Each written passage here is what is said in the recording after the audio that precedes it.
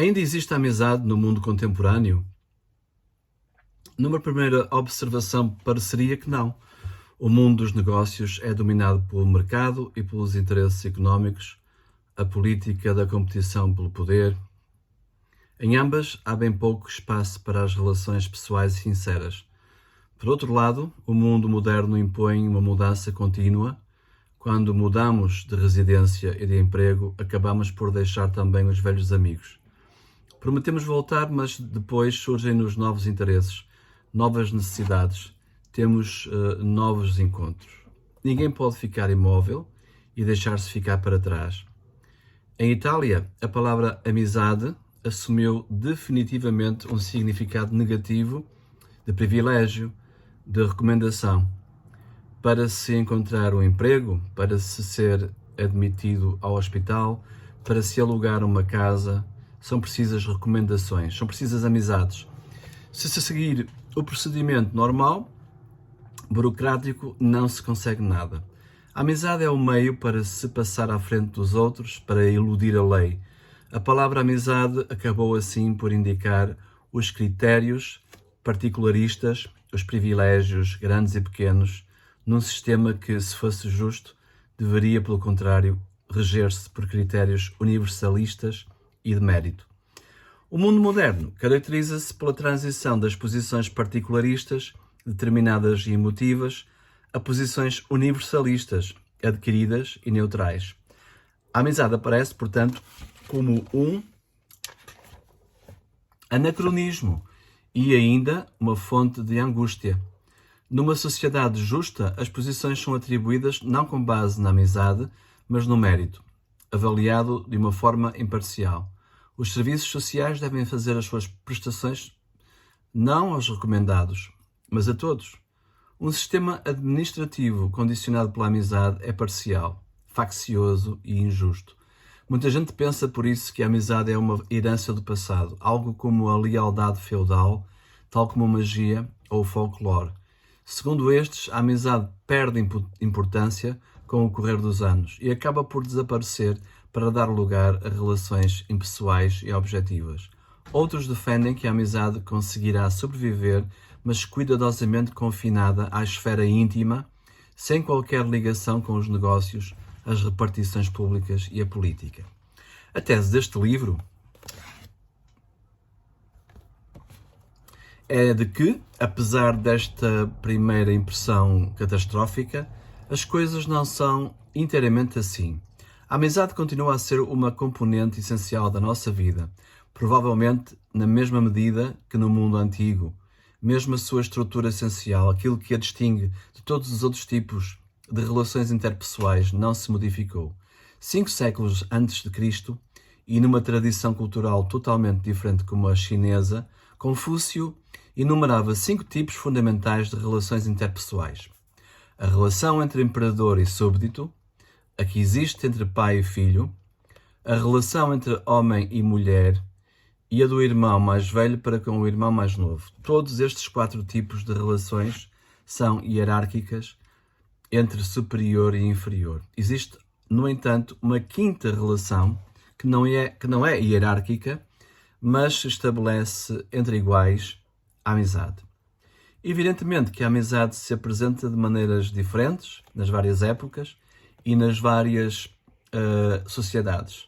Numa sociedade guerreira, será essencialmente uma irmandade de armas. Foi esta a imagem da amizade que nos transmitiram os poemas da Antiguidade. Patroclo e Aquiles, Euríalo e Niso, Enéas e Palante. Caminhando para a época moderna, encontramos amizades em que são mais importantes a cultura e a política. Dante, Guido Cavalcanti e Lapo Giannini eram 3 poetas de Florença dos anos 1200. Michel de Montaigne e Étienne de la Boétie eram 2 escritores da França dos anos de 1500. Ainda mais recentemente encontramos a amizade entre Marx e Engels e a que existiu entre Max Horkheimer e Theodor Adorno.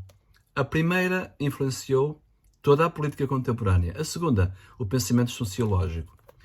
Não devemos, no entanto, deixar-nos desviar demasiadamente pelas diferenças. É certo que as há, mas existe também qualquer coisa de comum que permite precisamente falar de amizade em todos estes casos. Para identificar o que é característico dos fenómenos que queremos estudar, não é tanto sobre a diversidade que nos devemos debruçar, mas sobre estes elementos comuns. Esse facto impressiona-nos então como a coisa principal.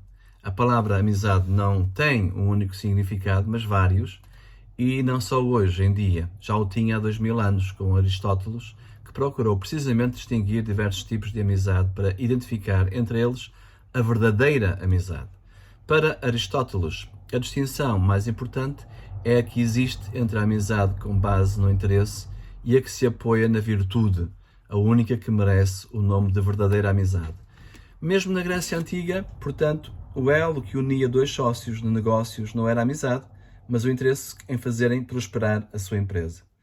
Já então, a amizade entre os políticos era muitas vezes, sobretudo, uma forma de interesse político. Vejamos então, sumariamente, quais são os significados mais comuns desta palavra. Concordaremos que, na maioria dos casos, a palavra amizade tem bem pouco a ver com o que entendemos quando pensamos num verdadeiro amigo. Primeiro significado, os conhecidos. A maior parte das pessoas que consideramos nossos amigos são, na realidade, apenas conhecidos. Isto é, pessoas que não estão tão longe como a totalidade amorfa dos outros. Sabemos o que pensam, os problemas que têm, sentimos-los perto, recorremos a eles para nos ajudarem e ajudámo-los de boa vontade. Temos com eles boas relações, mas não temos uma confiança profunda. Não lhes contamos os nossos anseios mais secretos. Ao vê-los, não nos sentimos felizes, não sorrimos espontaneamente. Se forem bem-sucedidos, ou receberem um prémio, ou tiverem um golpe de sorte, não nos sentimos felizes como se fosse um sucesso nosso. Em muitas amizades deste tipo existe mesmo inveja, maledicência, antagonismo. As relações ostensivamente cordiais escondem, por vezes, uma realidade conflituosa ou uma profunda ambivalência. É certo que estas pessoas não são estranhos, estão até próximas, mas por que devemos chamar amizade a relações afetivas tão diferentes? Estamos perante uma utilização inadequada da palavra. Acontecia no passado e acontece hoje. Segundo significado, solidariedade coletiva. Devemos, sem dúvida, distinguir a amizade da solidariedade, tal como já o tinham feito os antigos. Neste segundo sentido, amigos são todos aqueles que estão ao nosso lado, por exemplo, numa guerra. De um lado, os amigos, do outro, os inimigos. Este tipo de solidariedade nada tem de pessoal. Aquele que exibe a mesma divisa que eu é amigo, mas não sei nada dele. A esta mesma categoria pertencem as formas de solidariedade que se constituem nas seitas, nos partidos e nas igrejas. Os cristãos chamam-se entre si irmãos ou amigos. Os socialistas chamam-se camaradas e os fascistas companheiros. Estamos sempre, no entanto, em presença de ligações coletivas, não de relações rigorosamente pessoais. Terceiro significado. Relações de posição. É a classe das relações de tipo pessoal, mas baseadas na posição social. Tínhamos visto que a amizade pelo interesse era a dos sócios em negócios, era a dos políticos. Este tipo de ligações tem bem pouco de efetivo e dura enquanto dura o interesse a salvaguardar.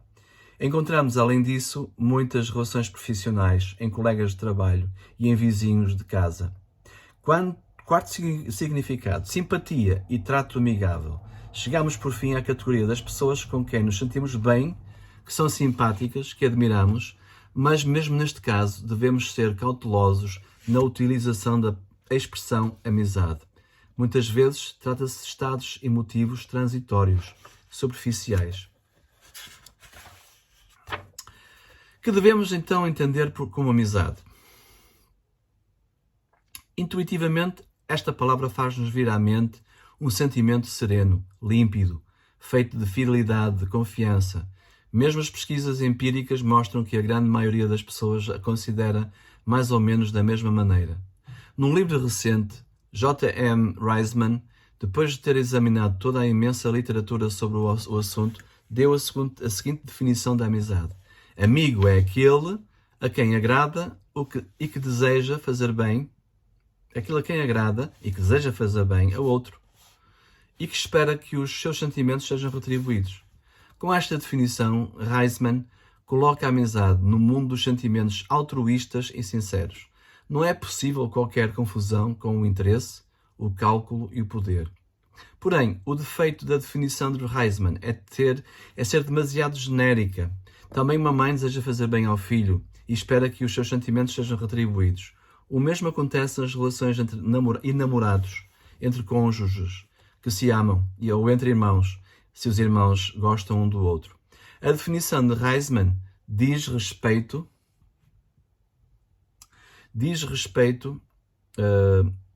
a definição de Reisman diz respeito ao amor de uma maneira geral. Amar, escrevia São Tomás de Aquino, é querer fazer o outro feliz.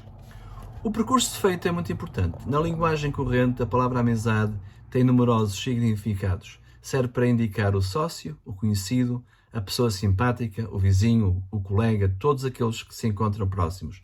Há, porém, hoje, como no passado mais remoto, um outro significado, o de amigo pessoal, a quem queremos bem e que nos quer bem. Este último tipo de amizade pertence a uma classe mais restrita de relações interpessoais, as relações de amor. Quando pensamos nos nossos amigos mais queridos, na verdadeira amizade, pensamos numa forma de amor entre pessoas. É fácil distinguir a amizade das relações sociais superficiais, das relações de interesse e daquelas que se baseiam nas posições profissionais. O verdadeiro problema, aquele que até agora ainda não foi enfrentado, é como a distinguir das outras formas de amor entre as pessoas. Por exemplo, em que se diferencia a amizade do enamoramento? Há numerosos autores que consideram que esta diferença é mínima ou pouco relevante. É mais fácil distinguir a amizade do amor materno ou do paterno ou do afeto entre irmãos. Porém, mesmo neste caso, existem características comuns. Dizemos que aquele é um nosso amigo fraterno. Por vezes, na amizade, exprime-se um sentimento paterno ou filial. Por exemplo, Friedrich Nietzsche procurava em Wagner uma figura paterna. É isto amizade? Ou a amizade deve ser recíproca? Existem ainda muitos exemplos de amor ambivalente, onde cada um procura dominar o outro, mantê-lo ligado a si. A vida cotidiana está repleta destes sentimentos mesquinhos. O amor da amizade é deste género? Podemos procurar manipular o nosso amigo? Ou, pelo contrário, o amor da amizade é de tipo especial e deve ser límpido, sempre límpido, porque, em caso contrário, desvanece-se simplesmente a amizade? São estas as perguntas a que devemos responder para identificar o tipo de amor específico da amizade. Este é o assunto deste livro. Espera-se, portanto, uma análise atenta ao particular para identificar aquilo que é específico da amizade apenas seu. Parece-me oportuno começar imediatamente esta análise para entrar no âmago do problema. E falo-ei confrontando a amizade com uma forma de amor com a qual muitas vezes se confunde, o enamoramento. Esclareceremos o assunto mostrando que são dois fenómenos muito diferentes, eventualmente opostos. O enamoramento é um facto, um acontecimento que tem um início definido. Na sua origem está o estado nascente, uma fulguração, uma revelação. A amizade, pelo contrário, não aparece desta forma, como uma revelação única e inicial, mas como uma série de encontros e de sucessivos aprofundamentos. Uma outra diferença entre o enamoramento e a amizade é que não existe um enamoramento verdadeiro e outro menos verdadeiro. Não existem graus de enamoramento, muitíssimo, muito, bastante, pouco. Se digo estou enamorado, digo tudo. O enamoramento segue a regra do tudo ou nada. A amizade, pelo contrário, tem muitas formas e muitas graduações. Vai de um mínimo a um máximo de perfeição. A amizade pode ser pequena, apenas um estado de alma, ou então grande, enorme. O enamoramento é perfeito desde o princípio. A amizade, pelo contrário, caminha para o mais. Quando falamos de amizade, temos sempre presente como que um ideal, uma utopia. Continuemos a nossa análise. O enamoramento é uma paixão. Em alemão, paixão diz-se Leidenschaft. Leiden é o sofrimento. Na paixão existe sempre, de facto, também um sofrimento. O enamoramento é êxtase, mas é também tormento. A amizade, pelo contrário, tem horror ao sofrimento, quando pode evita-o. Os amigos aproximam-se para estarem bem juntos. Se não se entendem, tendem a afastar-se, a pôr um pouco de distância entre si. Uma outra diferença fundamental é que me posso enamorar por qualquer pessoa e não ser correspondido. Nem por isso deixo de estar enamorado. O enamoramento nasce sem reciprocidade e não vai à sua procura. A amizade, pelo contrário, exige sempre, parece-me, qualquer tipo de reciprocidade. Eu não continuo amigo de alguém que não é meu amigo. No enamoramento, custa sempre imenso deixar a quem se ama. Para me libertar de um enamoramento não correspondido, tenho que exercer uma violência sobre mim próprio, odiar o outro. Mas o ódio pelo amado é, por sua vez, um sofrimento, o mais atroz dos sofrimentos. Na amizade, pelo contrário, não há lugar para o ódio. Se eu odeio um amigo meu, já não sou seu amigo. A amizade acabou. No enamoramento, a pessoa amada é transfigurada. É ao mesmo tempo ela própria e mais do que ela própria. O amado é duplo. O concretíssimo ser perante mim e a divindade que incorpora em si mesmo, e a divindade que incorpora em si todas as possibilidades do mundo. Tudo aquilo que projeto nele. O amor é a revelação de algo que nos transcende. A prece ao amado é um grito de desespero. O amigo, pelo contrário, não se transfigura. Do amigo espero que compartilhe a imagem que faço de mim mesmo, de mim próprio, ou pelo menos que não se afaste demasiado dela. Ainda que a sua avaliação seja positiva, não deve ser exagerada. Se for demasiado favorável, dá uma impressão de adulação. Se for demasiado negativa, se afasta demasiado daquilo que eu penso de mim, então não me faz justiça. E mais, contraria uma exigência básica da amizade. Os dois amigos, portanto, devem ter imagens recíprocas similares. Não idênticas, naturalmente, porque então não haveria nada para descobrir, mas sem dissonâncias excessivas. De um amigo, portanto, espero que não me entenda mal.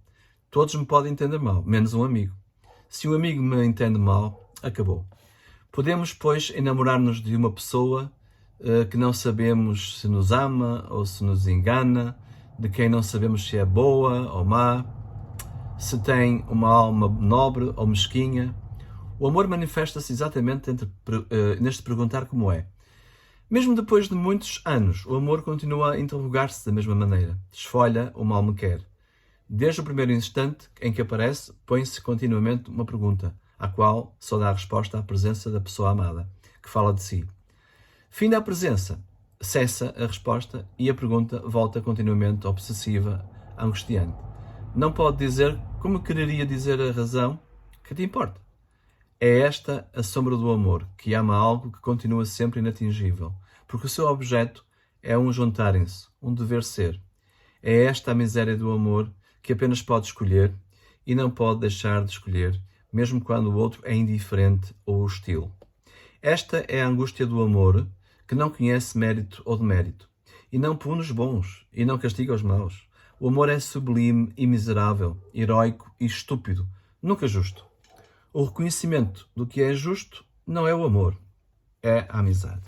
Pronto, e li o primeiro capítulo, o capítulo 1, em 18 minutos, e acho que é um texto sempre atual. Gosto de ler.